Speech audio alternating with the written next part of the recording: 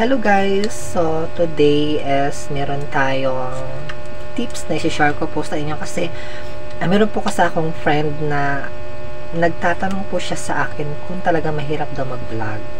Kasi siyempre nakikita niyo yung mga vlogs ko and then yung mga posts ko sa Facebook. So, in-expect ko po yung tanong niya sa akin and po yung message niya sa akin guys. Ayan. So, in-expect ko yung tanong niya na yan is sa YouTube. So, yung pala sa Facebook lang naman. So, para sa akin, same lang naman siguro sila sa Facebook, sa YouTube, ganun lang. Pero may pagkakaibang konti lang talaga. Pero, talagang legit ako, pinopokus ko talaga yung YouTube. Kasi doon talaga ako nagkaka-earnings, and then kumikita talaga ako sa YouTube. Pero, this time kasi yung tanong niya is about sa mga reels lang naman. So, magbibigay lang tayo ng tips sa kanya. So, sa una talaga guys, mahirap talaga. Especially po kung yung depende yan sa content mo. Kung content mo talaga is tutorial, like ganito, talagang gusto mong nakaharap ka sa camera, magsasalita ka, talagang nung una talaga, laging take ako. Parang, syempre, nahihiya ako, naiilang ako. Syempre, pag nasa una pa kasi tayo, parang medyo mahirap talaga siya. Talagang andun yung pagtitake natin palagi. Kasi nga, syempre, hindi tayo mag-continuous makapagsalita ng tuloy-tuloy. So, ganun talaga yung nangyari sa akin nung una. So, medyo nangangapa pa ako nun. And then, ang mahirap din naman sa pag-vlog para sa akin is editing naman. So, nung una talaga nahirapan talaga ako. Kasi syempre, nahanap ka ng ibang mga apps na talagang pwede ka mag-edit. Like mga CapCut, mga KineMaster, lahat po yan. So, talagang dahil po, especially pa ako kasi phone lang ang ginagamit ko talaga. Pero para sa akin, mas madali talaga mag-edit sa phone lang ang gamit ko. Yun lang talaga, napakadali lang dun para sa akin.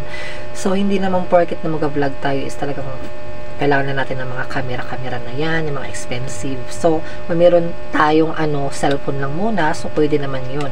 Kung meron ka namang budget, pwede ka lang bumili ng camera. So, mas better yun. Ayan. So, pero, kung wala naman talaga tayong budget, why not, diba? Mag-phone na lang, mag-cellphone na lang po tayo. So, pwede naman siya. Wala namang bawal doon. Ayun. So, ang tips ko lang talaga sa Facebook, maselan talaga, sinasabi ko sa inyo guys. Pag sa Facebook talaga, especially po sa Reels, wag tayong gumawa ng mga content na may mga music. Ayan, kahit sabihin mo talagang uso siya. Kasi, especially po kung nasa Reels na yan, talagang hindi talaga tayo agad-agad monetize. Ang napapansin ko lang talaga, madali tayo ma-invite ni Meta sa Reels, na monetize tayo sa Reels. Kung talagang yung content mo is talagang original na sa'yo, na wala kang ibang ginagamit ng mga music. Ayan, wag talaga tayong gumamit ng music para talaga mabilis tayo ma-monetize. And then, pag nagpo-post kasi tayo sa Reels, kailangan nakatayo siya, hindi siya nakahiga. Talaga nakataas siya. Yung nakaano yung phone mo, ganon. And then, may XD lang naman yun, diba? So, kasi pag long video tayo, nakahiga siya. Ganon dapat yung gagawin mo.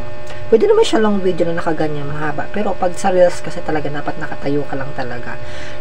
Nakatayo lang yung cellphone mo. Yun po yung proper talaga na mag-upload tayo sa Reels. And then guys, tips, wag po talaga tayong gumamit ng music. Iwasan po yan. So yung mga content mo dapat original talaga na sa'yo. So ang bilis mo talaga ma-invite. Kasi sabihin mo talaga nasa 1,000 pa yung 1,000 lang yung followers mo, as long as na talagang consistent ka mag-upload. Sabihin mo isang araw, dalawang beses ka mag-upload, 3 beses, mas better. Kahit ilang pa yan sa isang araw.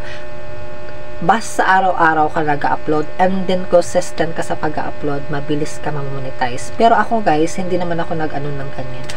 Hindi ko kinakareer. So, kasi ang content ko talaga is singing. Sa Facebook kasi wala naman akong in-expect doon na magkaka-earnings ako. Basta ang akin lang, libangan ko lang siya. And then, may earnings naman ako. Kaso nga lang, syempre, hindi ko pa na-fix yung problem ko. Kasi, diba, pipill up ko pa kasi yung form and then nag-i-edit pa ako ng mga pangalan doon. Medyo mahirap kasi yung ginagawa ko na yun and then na-send ko na siya. Until now, processing pa rin, hindi pa rin siya na-fix. Hindi ko maintindihan. Hindi pa talaga napasok-pasok yung earnings ko doon sa bank account ko na yun. Kasi nga, ayun ang problema. Hindi pa talaga siya na-fix. Kahit sabihin mo, meron akong mga $10 doon. Hindi talaga until now. Baka mamaya ma-expired na yun. Pero hindi ko talaga kinakaroon siya guys. As in, wala lang. Parang lang. Libangan ko lang talaga siya kasi meron akong 2 account. Puro lang naman ang content ko dun is talaga about sa singing. Kung mayroon naman ako tutorial pa konti, ayun lang. Pero sa isa kong account talaga is talagang nakafocus ako doon. Puro lahat halos yung mga mga pagkanta ko lang siya. So, dahil yun po ang content ko, wala po talaga, hindi ako na-invite hanggang ngayon sa Reels. Kasi, pag may music po tayo, mahirap po talaga tayo ma-invite ni Meta dyan. So, kailangan talaga, pag gusto mo ma-invite sa Reels, yung sarili mo talagang video na wala tayong ibang ginagamit. Na talagang wala lang, normal lang. Di ba, nag-video ka sa bawa ganito. Nag-video ka lang, yun ang gusto niya. And then, syempre, may mga laman yung mga video mo, ganun siya. And then, pag sa YouTube naman, ang isa rin sa pinakamahirap na ginagawa talaga sa pag-vlog, syempre yung editing. Yun lang naman.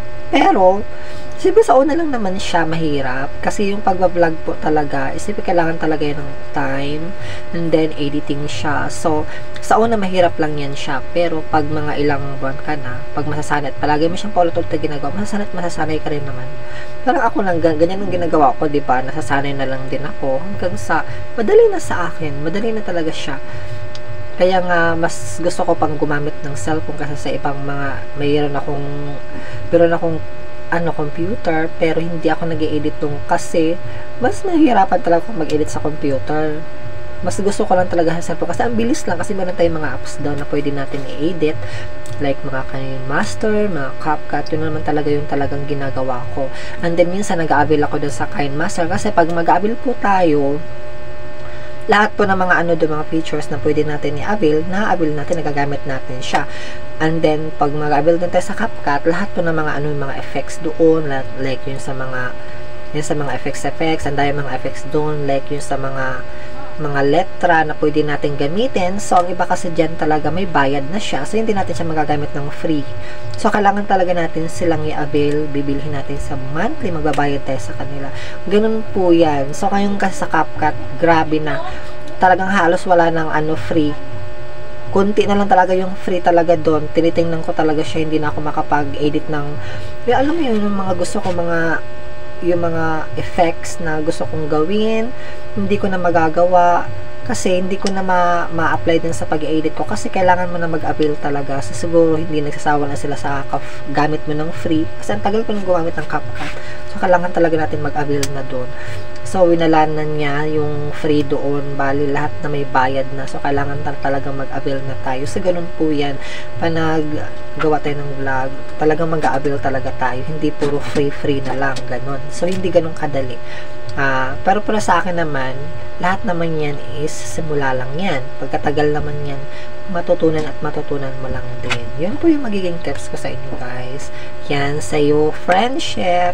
Sa friend ko po yan siyang nasa ibang bansa na siyang, hindi ko alam kung nakakawin na sa Pilipinas kasi katrabaho ko yan dati na sa factory.